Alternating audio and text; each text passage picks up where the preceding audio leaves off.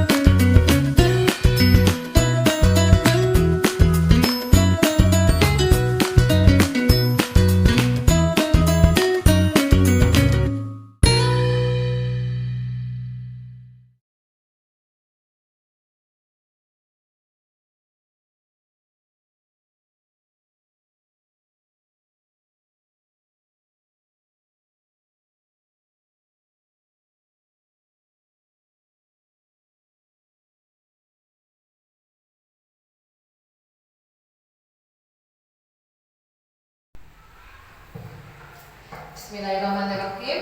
Assalamualaikum warahmatullahi wabarakatuh. Waalaikumsalam warahmatullahi wabarakatuh. Selamat siang dan salam bahagia untuk kita semua. Selamat siang. Pertama-tama saya mengucapkan terima kasih dulu kepada Kepala Sekolah TK Negeri Pembina Sungai Raya yang sudah memberikan saya kesempatan untuk melaksanakan diseminasi aksi nyata, dan terima kasih juga kepada rekan-rekan guru yang menyempatkan waktu untuk mengikuti diseminasi ini. Alhamdulillahirrahmanirrahim, puji dan syukur marilah kita panjatkan kehadirat Allah Subhanahu wa Ta'ala, karena atas berkat rahmat serta nikmatnya lah pada siang hari ini kita bersama-sama dapat mengikuti kegiatan diseminasi aksi nyata budaya positif di TK Negeri Pembina Kecamatan Sungai Raya. Salawat dan salam semoga selalu tercurah kepada junjungan kita Nabi besar Muhammad SAW, dan semoga kita mendapatkan syafaatnya. Amin ya rabbal alamin. Baiklah, sebelum kita mulai mungkin biar semangat kita bisa ice breaking dulu ya Bu ya. Oke. Ya. Silakan berdiri Ibu, kita ice breaking dulu sebentar. Biar semangat ya. Oke.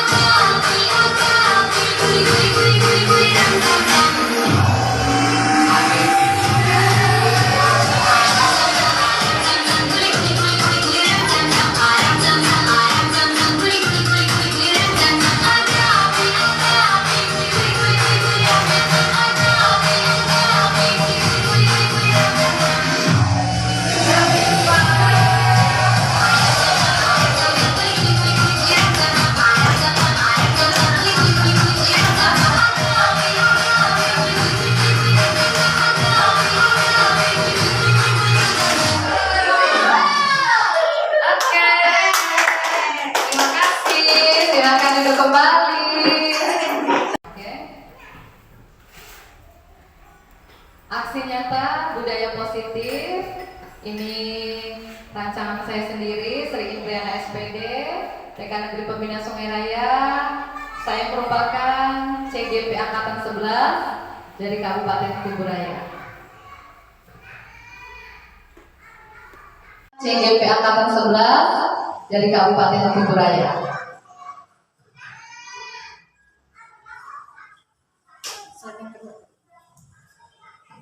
Ya, judulnya adalah penerapan budaya positif di TK Negeri Pembina Sungai Raya. Ya, di sini materi-materinya diantaranya yang pertama adalah motivasi atau perilaku manusia, yang kedua keyakinan sekolah atau kelas, yang ketiga kebutuhan dasar manusia, yang keempat 5 posisi kontrol, dan yang kelima segitiga restitusi. Di sini terdapat 3 motivasi perilaku manusia. Yang pertama, untuk menghindari ketidaknyamanan atau hukuman. Kemudian yang kedua, untuk mendapatkan penghargaan atau imbalan dari orang lain. Dan yang ketiga, untuk menjadi orang yang mereka inginkan dan menghargai diri sendiri dengan nilai-nilai yang mereka percaya. Nah, ini adalah motivasi kita sebagai manusia ya Bu ya, perilaku manusia, oke? Nah, keyakinan sekolah atau kelas. Apa sih itu keyakinan sekolah atau kelas? Nah, keyakinan sekolah atau kelas merupakan metode untuk memunculkan disiplin positif peserta didik yang didasari dari motivasi intrinsik dalam memahami nilai-nilai kebajikan.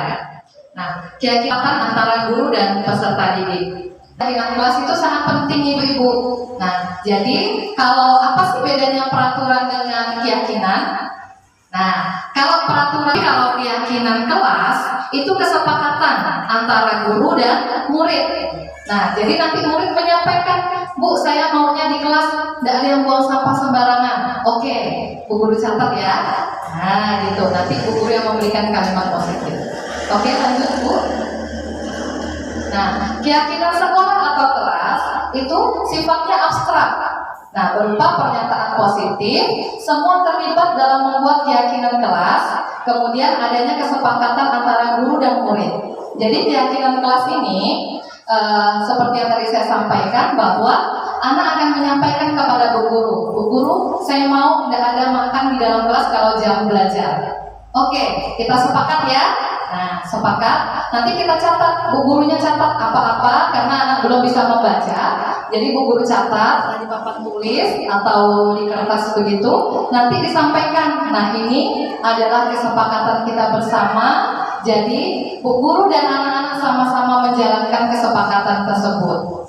Ya, untuk supaya anak-anak ada motivasi dirinya bahwa oh ternyata di kelas tidak boleh makan nih lagi belajar misalnya. Nah, jadi ada kesepakatan, ya itu terus diulang agar anak tahu nilai-nilai kebaikan dari kesepakatan tersebut. Lanjut. Kemudian penerapan budaya positif di TK Negeri Pembina Sungai Raya. Ya, di sini materi-materinya diantaranya yang pertama adalah motivasi atau perilaku manusia, yang kedua keyakinan sekolah atau kelas, yang ketiga kebutuhan dasar manusia, yang keempat 5 posisi kontrol, dan yang kelima segitiga restitusi. Di sini terdapat 3 motivasi perilaku manusia. Yang pertama, untuk menghindari ketidaknyamanan atau hukuman. Kemudian yang kedua, untuk mendapatkan penghargaan atau imbalan dari orang lain.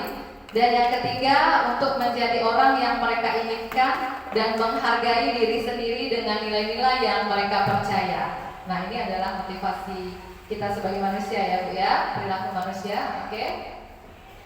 Nah, keyakinan sekolah atau kelas. Apa sih itu keyakinan sekolah atau kelas? Nah, keyakinan sekolah atau kelas merupakan metode untuk memunculkan disiplin positif peserta didik yang didasari dari motivasi intrinsik dalam memahami nilai-nilai kebajikan. Nah, keyakinan kelas ini dibuat berdasarkan kesepakatan antara guru dan peserta didik.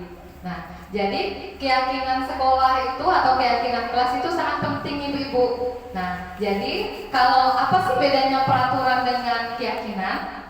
Nah, kalau peraturan kelas itu guru yang membuatnya. Tetapi kalau keyakinan kelas itu kesepakatan antara guru dan murid. Nah, jadi nanti murid menyampaikan, Bu, saya maunya di kelas tidak ada yang buang sampah sembarangan. Oke, Bu guru catat ya. Nah, gitu. Nanti Bu guru yang memberikan kalimat positif. Oke, lanjut Bu. Nah, keyakinan sekolah atau kelas itu sifatnya abstrak. Nah, berupa pernyataan positif, semua terlibat dalam membuat keyakinan kelas, kemudian adanya kesepakatan antara guru dan murid. Jadi keyakinan kelas ini seperti yang tadi saya sampaikan bahwa anak akan menyampaikan kepada Bu Guru, saya mau tidak ada makan di dalam kelas kalau jam belajar. Oke, kita sepakat ya. Nah, sepakat. Nanti kita catat, Bu Gurunya catat apa-apa karena anak belum bisa membaca. Jadi Bu Guru catat tulis atau di kertas begitu, nanti disampaikan. Nah, ini adalah kesepakatan kita bersama. Jadi Bu Guru dan anak-anak sama-sama menjalankan kesepakatan tersebut, ya, untuk supaya anak-anak ada motivasi dirinya bahwa oh ternyata di kelas tidak boleh makan nih lagi belajar misalnya. Nah, jadi ada kesepakatan, ya, itu terus diulang agar anak tahu nilai-nilai kebaikan dari kesepakatan tersebut. Lanjut. Kemudian kebutuhan dasar manusia. Apa itu? Ya, kebutuhan dasar manusia merupakan segala sesuatu yang dibutuhkan oleh manusia untuk mempertahankan kehidupannya sesuai dengan tujuan yang diinginkan agar kebutuhan dasar dapat terpenuhi dengan baik. Nah, ini kita semua kebutuhan dasarnya seperti ini ya Ibu ya. Oke. Nah, apa saja sih memang kebutuhan dasar manusia? Nah, semua manusia pasti punya ini, kebutuhan dasar. Yang pertama, bertahan hidup. Kemudian penguasaan atau kekuasaan. Kemudian kasih sayang atau rasa diterima. Apalagi anak-anak ya Bu ya, ingin disayang, kadang ingin dapat perhatian dari Bu Guru. Rasa diterima. Kemudian kesenangan. Nah, itu juga anak-anak paling suka kesenangan. Kebebasan, ingin bebas. Nah, mungkin di rumah dikekang. Nah, jadi di sekolah inginnya bebas. Lanjut Bu. Nah, ini adalah 5 posisi kontrol. Nah, 5 posisi kontrol ini biasanya Bu Guru ini 5 posisi kontrolnya. Yang pertama, apakah Bu Guru ini sebagai penghukum atau pembuat rasa bersalah, atau sebagai teman, atau pemantau, atau yang terakhir adalah manajer. Nah, jadi ibu-ibu, kita sebagai guru, kita harus bisa menentukan nih, kita di posisi yang mana nih? Apakah kita sebagai penghukum? Semoga tidak ya Bu ya. Kemudian apakah kita bisa membuat anak menjadi merasa bersalah? Nah, tidak ya. Ataukah ternyata sebagai teman juga? Apakah sebagai teman guru? Tidak. Nah, sebagai pemantau juga tidak. Nah, yang diharapkan adalah guru sebagai manajer. Ya, oke, lanjut Bu. Nah, ini contohnya Bu Guru sebagai penghukum. Apa ciri-cirinya? Nada suaranya tinggi, Bu. Nah, kemudian dari bahasa tubuhnya, matanya melotot, jari-jarinya nunjuk-nunjuk sampai menghardik anak. Nah, contoh kalimatnya seperti ini. Kalau kamu tidak melakukannya, ibu akan misalnya menghukummu. Ibu akan membuat kamu berdiri di belakang misalnya. Nah, itu Ibu Guru sebagai penghukum ya Bu ya. Nah, mudah-mudahan tidak ya Bu di sini Bu ya. Ya, alhamdulillah. Lanjut Bu. Ya. Kemudian apa sih dampak dari penghukum? Nah, dampak dari penghukum diantaranya membuat murid marah dan dendam serta bersifat agresif, dan murid akan melakukan kesalahan berulang kali Bu. Jadi contohnya seperti ini, Bu Gurunya dengan menghukum dia ternyata tidak membuat efek jera, ternyata membuat anak itu makin agresif. Ya, jadi membuat anak, nggak apa-apa lah, ulang lagi lah, nggak apa-apa lah, biarlah dimarah bu guru. Nah, dan anak juga bisa dendam bu, ya. Nah, dendam mungkin tidak disampaikannya, tapi diingatnya di dalam hatinya. Saya nggak suka dengan bu guru ini, suka menghukum, ya. Akan saya ingat, biasanya bisa seumur hidupnya bu, dendam. Nah, diingatnya sampai tua, bu guru TK dulu tuh hukum saya. Nah, ya bu ya, marah, dendam ya bu ya. Ya. Kemudian membuat orang merasa bersalah.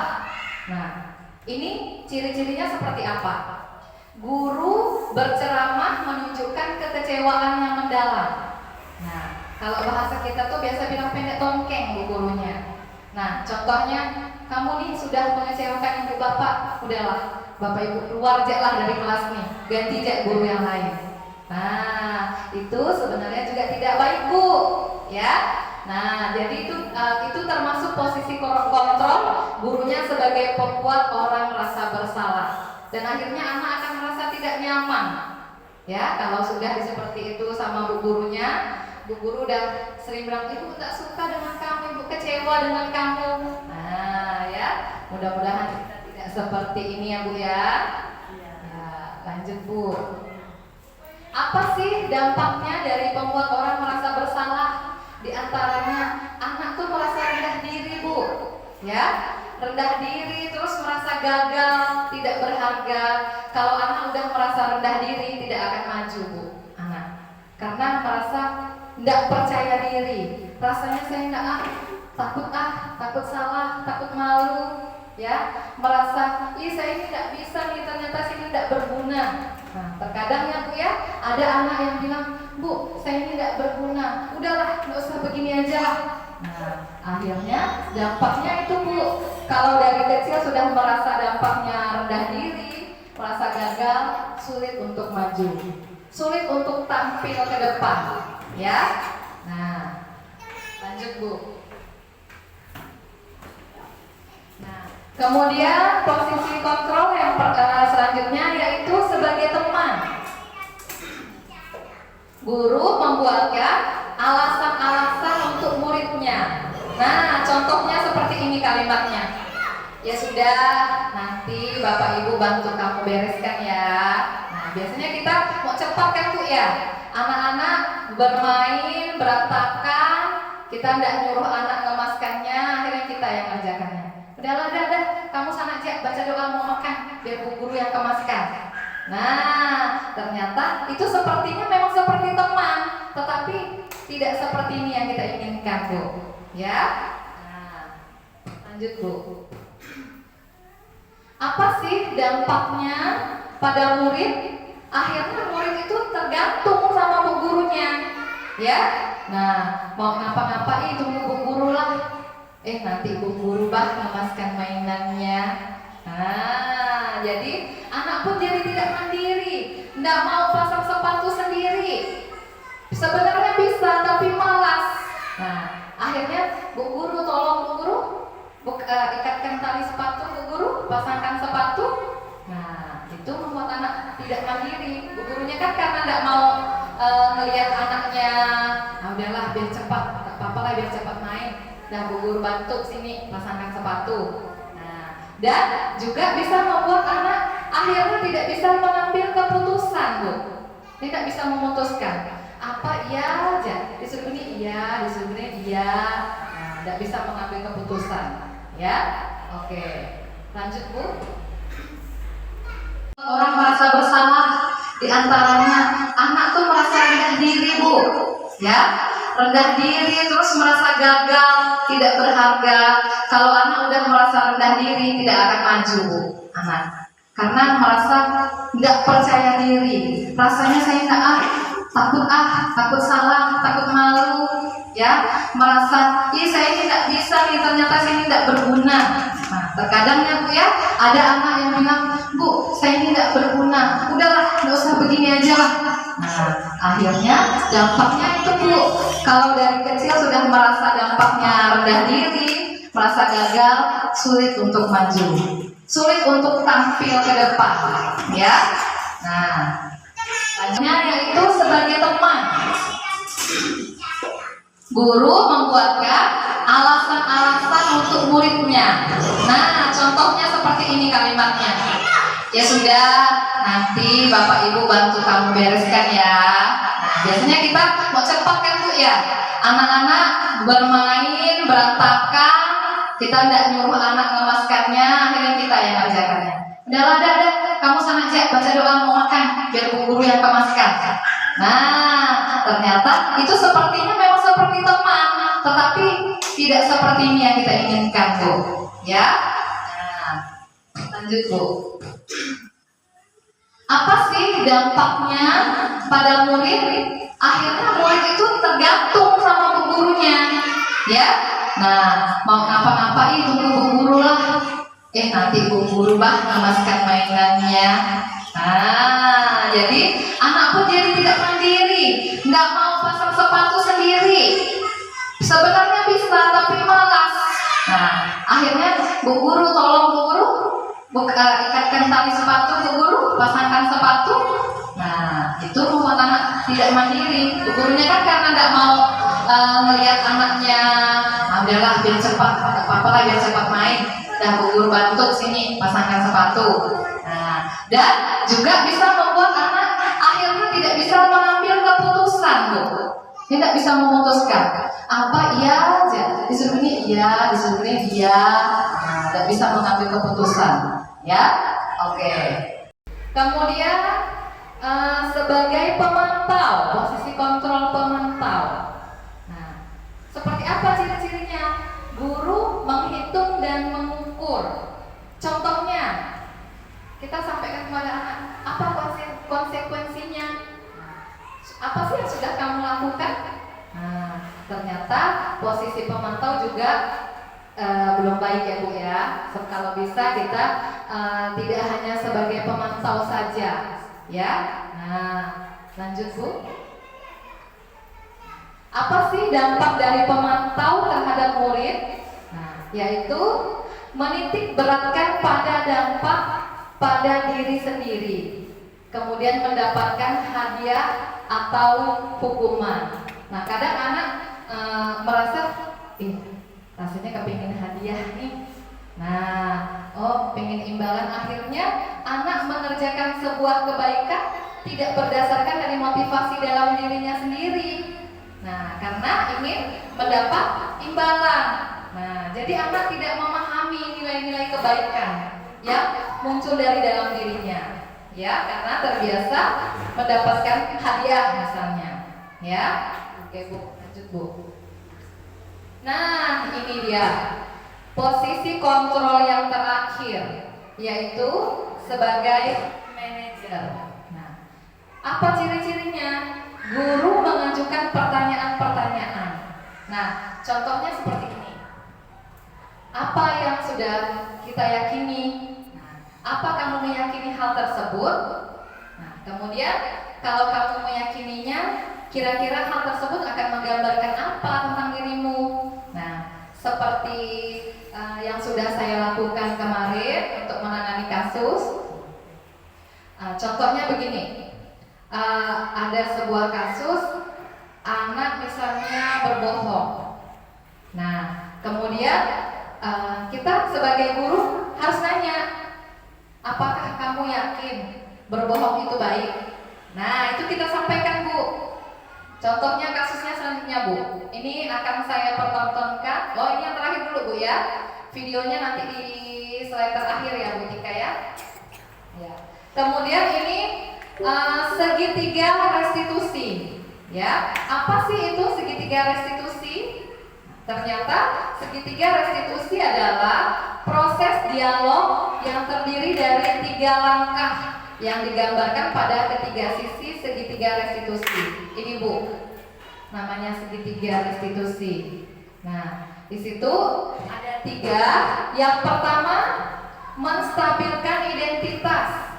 Kemudian yang kedua, validasi tindakan yang salah.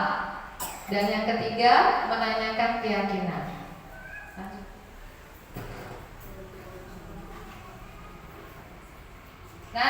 ini tadi, guru sebagai manajer?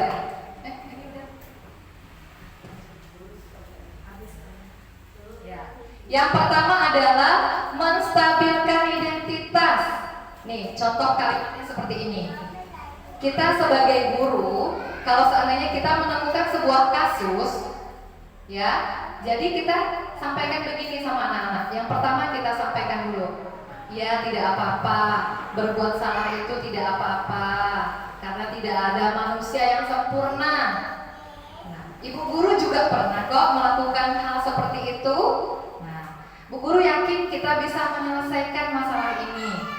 Kemudian bapak ibu tidak tertarik mencari siapa yang salah, tapi bapak ibu ingin mencari solusi dari permasalahan ini. Ya, ini adalah menstabilkan identitas. Itu kalimatnya seperti ini, Bu.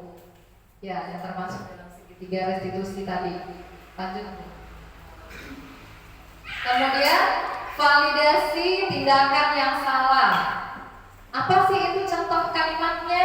Ya, yang pertama, kamu pasti mempunyai alasan mengapa melakukan hal itu, ya. Kemudian biasanya kan kita nanya nih Bu sama anak kalau dia melakukan sebuah kasus, misalnya dia mengambil barang temannya, kita tanya, alasan kamu mengambil barang temanmu itu apa? Nah, jadi tidak bisa kita langsung marah, kamu apa kamu ngambil? Kan tidak boleh ngambil. Nah, tapi anak tidak ditanya alasannya apa, mungkin bisa saja alasannya atau mengambil bekal temannya. Kenapa kamu ngambil bekal temannya? Saya belum makan Bu, mama bilang mama nggak punya uang, mau kasih bekal misalnya. Nah, jadi kita sebagai guru harus peka. Oh, ternyata alasannya seperti ini. Nah, kemudian selanjutnya kamu patut bangga pada dirimu sendiri karena kamu telah melindungi sesuatu yang penting buatmu. Kemudian kamu boleh mempertahankan sikap itu, tapi kamu harus menambahkan sikap yang baru. Ya, jadi kita tanya tadi alasannya mengapa.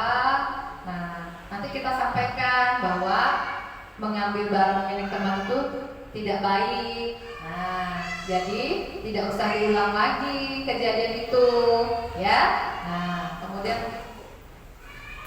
kemudian menanyakan keyakinan. Contoh kalimatnya, apa nilai-nilai umum yang kita sepakati? Kemudian kamu mau jadi orang seperti apa? Nah, kita yakinkan kepada anak, Bu. Jadi tidak semata-mata setiap kasus dimarah. Ternyata itu tidak membuat menjadi solusi untuk permasalahan itu. Lanjut, Bu.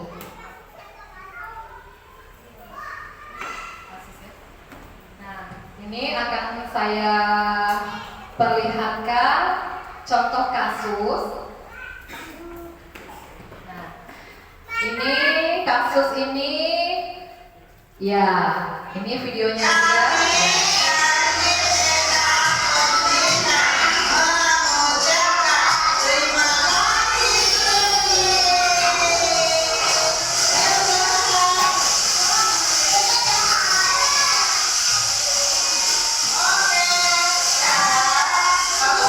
Assalamualaikum Naila. Apa kabarnya hari ini? Naila tahu tidak? Pasti hari ini Win panggil Naila di sini. Tidak, Naila masih ingat kan? Nama Naila apa? Jadi Naila. Waktu itu aku guru bagikan susu di dalam kelas. Win melihat nih, Naila mengambil kursinya di Naila. Naya udah mau duduk, langsung Naya suruh sini. Gak usah duduk sini. Naya kalau duduk sini, betul ya? Iya.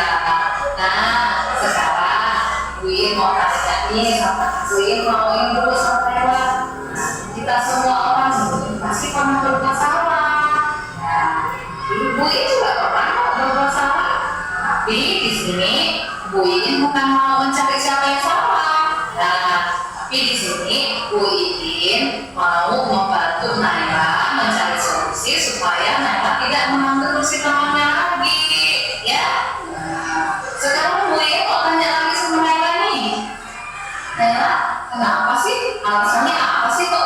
mengambil kursinya Dinaya.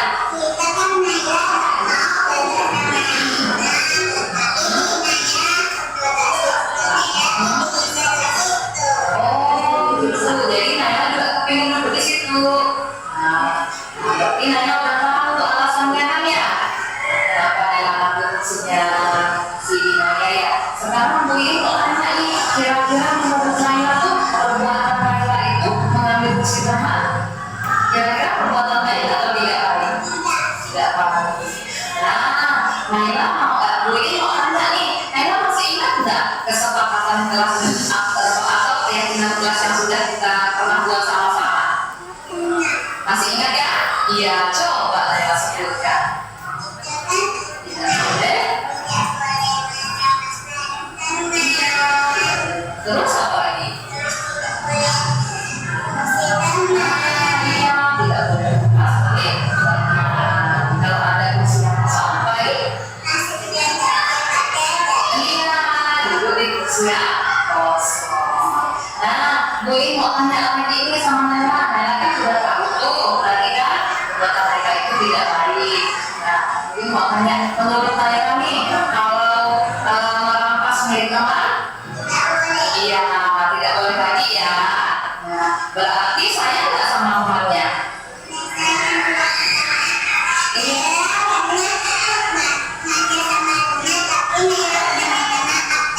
Oh, iya, berarti Naya udah minta maaf ya. Naya udah minta maaf, Naya salah, udah minta maaf, berarti tidak mengulangi lagi kan.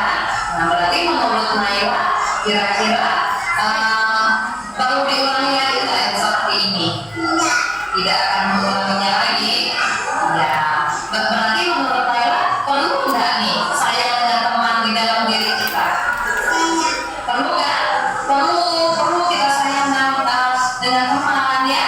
Nah, perlu kita tanamkan di dalam diri kita, di dalam kehidupan kita sehari-hari. Sekarang Bu Iin mau tanya nih, kalian yakin nggak sifat sayang dengan teman itu sifat yang baik yang harus kita tanamkan dalam diri? Yakin? Ya, yakin. Nah, sekarang Bu Iin mau tanya nih, kira-kira apa Naya mau mulainya? Ya, hari ini sekarang. Ya, oke, terima kasih. Mudah-mudahan Naya bisa ya mulai hari ini menyayangi temannya. Oke, pas dulu dong. Oke, terima kasih. Assalamualaikum Naya.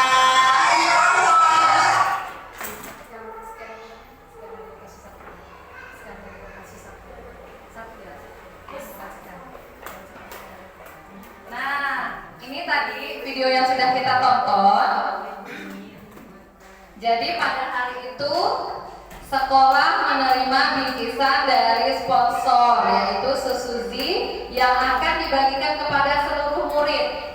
Nah, pada saat Bu Guru kelas akan membagikan Suzuki tersebut di dalam kelas, semua murid sudah tampak duduk rapi. Nah, di saat itu Amanda Dinaya yang sudah duduk terlebih dahulu di kelompoknya tiba-tiba diusir dan disuruh pindah oleh Naila. Nah, Naila menyuruh Dinaya untuk duduk di kursi yang lain. Nah, sebagai guru, saya harus menyelesaikan kasus tersebut dengan baik dan menggunakan tahapan segitiga restitusi yang tadi saya sampaikan. Ada 3 langkah tadi. Ya Bu ya, tadi ibu-ibu sudah menonton videonya kan Bu? Ya, jadi kalau ada kasus kita tanya dulu sama anaknya. Nah, apa alasannya? Tadi saya sudah di kasus ini saya menanyakan Naila, mengapa? Alasannya apa? Kok si Dinaya udah duduk di kursinya kok diusir sama Naila? Nah, Nailanya bilang ternyata kan kita kan mau duduk situ Bu, tapi Dinaya udah duduk situ duluan. Nah, ternyata itu alasannya kan? Nah, udah kita tanya alasannya, terus kita sampaikan, baik nggak tuh perbuatan seperti itu? Udah kawannya duduk betul-betul, duduk pertama diusir. Nah, enggak Bu, katanya. Nah, ternyata dia udah tahu. Terus kita bilang, nanti boleh nggak seperti itu? Tidak. Naila, sayang nggak dengan teman? Sayang. Kalau sayang tidak seperti itu dengan teman. Nah, kalau sayang berarti nanti Kalau boleh nggak ngambil kursi teman yang udah didudukkan? Enggak Bu, jadi nanti Naila harus duduk di kursi yang masih kosong katanya gitu kan? Nah itu ternyata dengan kita memposisikan diri itu sebagai manajer Bu, kaitannya tadi. Nah ya, posisi kontrolnya sebagai manajer, dan kita saya mengajak ibu-ibu semua, ayo kita sama-sama menggunakan tahapan segitiga restitusi ini untuk menangani kasus-kasus kita yang ada di baik itu di sekolah maupun di dalam kelas ya Bu. Bisa Bu? Bisa. Ya, bisa ya. Insya Allah kita sama-sama memberikan yang terbaik untuk sekolah kita, untuk anak-anak kita, dan mudah-mudahan apa yang saya sampaikan ini bisa sama-sama kita bekerja sama, berkolaborasi, membentuk murid yang berkarakter, ya. Nah, membentuk murid yang berkarakter supaya mereka tahu nih nilai-nilai kebajikan, ya. Nah, dan mereka bisa tanamkan dari kecil hingga nanti mereka dewasa, hingga selama hidup menerapkan nilai-nilai kebajikan ini, ya. Baiklah. Nah, ibu-ibu, nah kali ini saya mau ini dulu nih. Kira-kira ada yang bisa mau bertanya, Bu? Ada Bu. Oh, ya silahkan Bu Utin. Baik, terima kasih atas kesempatannya. Assalamualaikum warahmatullahi wabarakatuh. Waalaikumsalam warahmatullahi wabarakatuh. Iya, nama saya Ibu Utin Nurhayati dari TK Negeri Pembina. Yang ingin saya tanyakan Bu, bagaimana caranya sekiranya anak kita berkelahi berdua dan menuduh temannya yang mendorong. Kita kan tidak melihat kejadiannya Bu. Kemudian anak yang ini ditanya, dia tentu membela diri, katanya bukan dia yang menolak, tapi yang si A tadi mengatakan temannya itulah yang menolaknya sehingga dia jatuh. Nah, kalau menurut penjelasan Ibu memakai apa tadi? Segitiga restitusi. Segitiga Restitusi.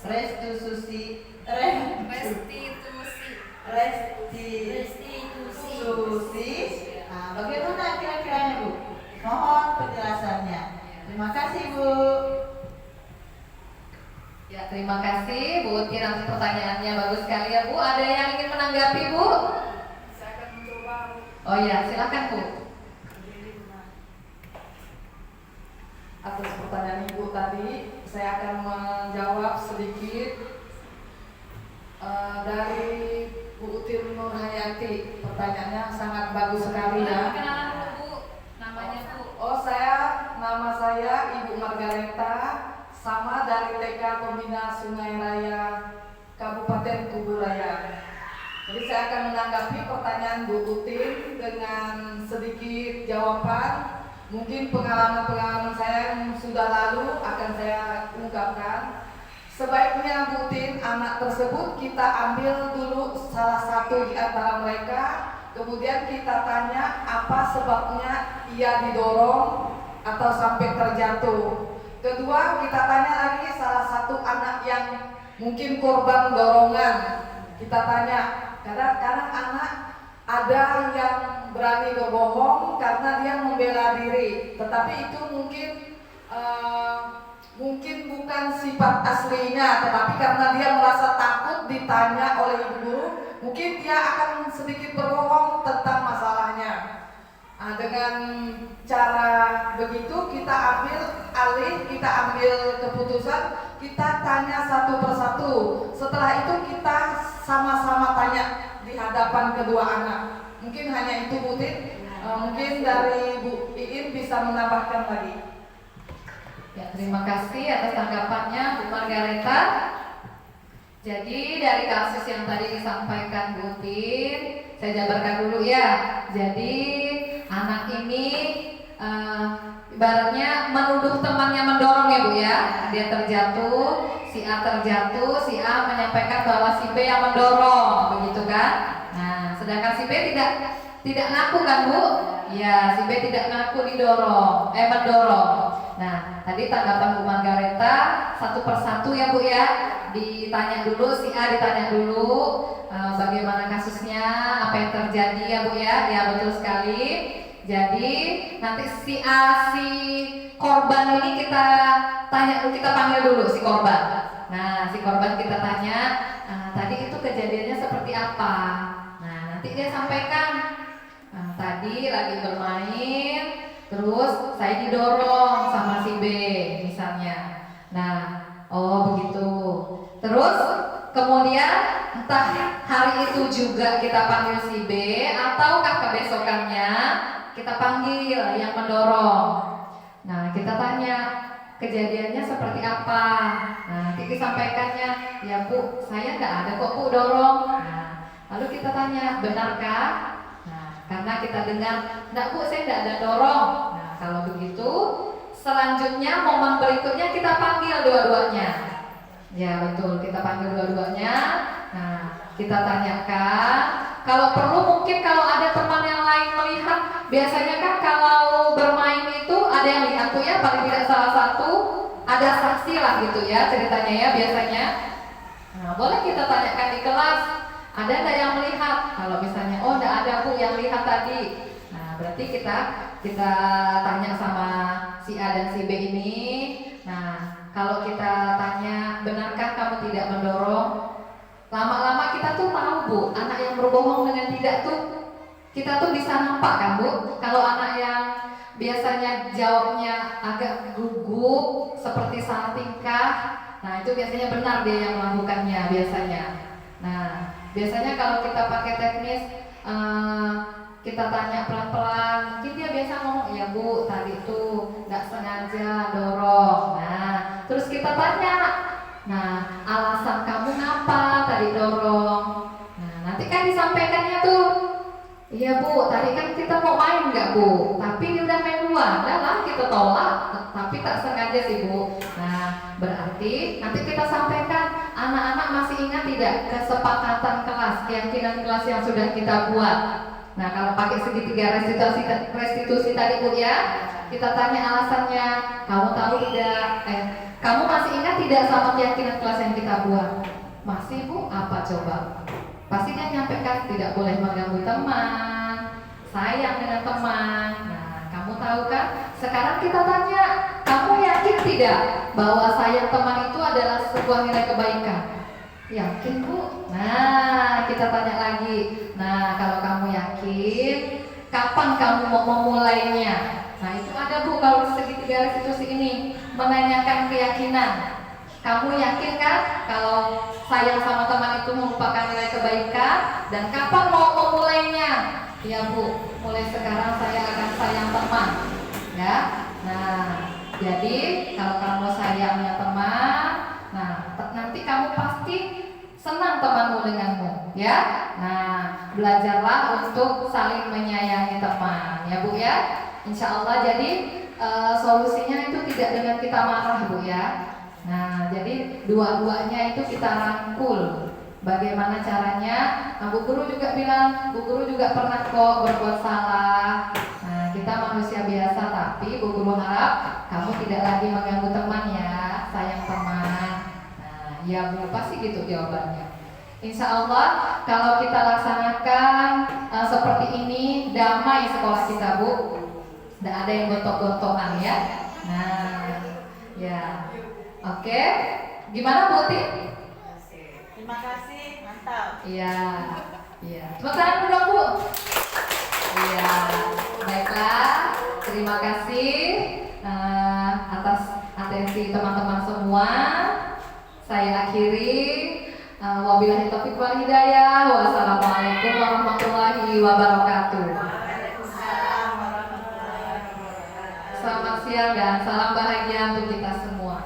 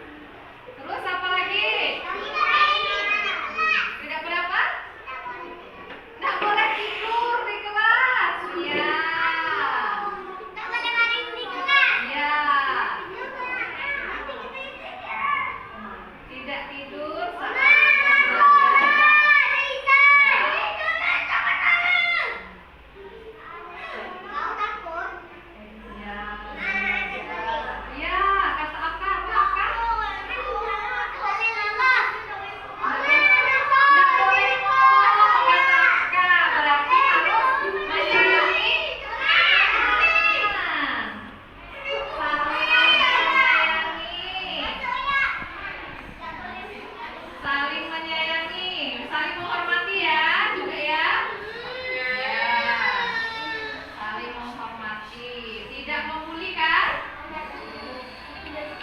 Ya, saling menghormati. Oke. Ya, artinya saling menyayangi teman. Sudah? Ini sudah sepakat belum? Oke, sekarang kita sama-sama baca yuk. Ajarkan yuk. Turun lagi sedikit. Kesepakatan kelas B1. Yang pertama, duduk rapi. Yang kedua, ya mendengarkan bu guru. Yang ketiga, tidak makan saat jam belajar. Yang keempat, oh pintar, datang tepat waktu. Yang kelima, menjaga kesehatan. Yang keenam, iya tidak tidur saat jam belajar. Yang ketujuh, saling menyayangi. Yang kedelapan, saling menghormati. Tepuk tangan semuanya. Nah,